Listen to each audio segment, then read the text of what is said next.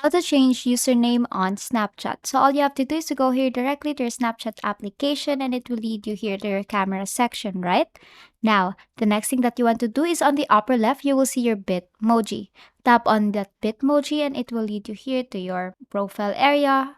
And then on the upper right, you will see two options. Tap on the gear icon or the settings icon. And then here, you will see a lot of options, but I want you to look for username. It's actually under name and above birthday. Tap on username here and you will see your username.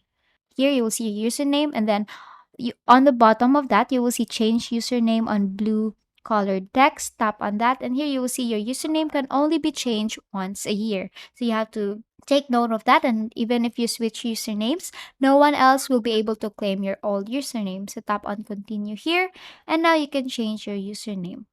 This username is free, and then tap on next and of course confirm your password to completely or fully change your username on Snapchat.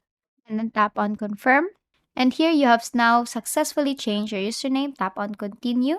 Now if you go here back to your username, you'll see you have successfully changed your username. And basically that's it, and that is all for today. If this video helped you, please give us some thumbs up and subscribe to our YouTube channel for more tutorials. Thank you for watching.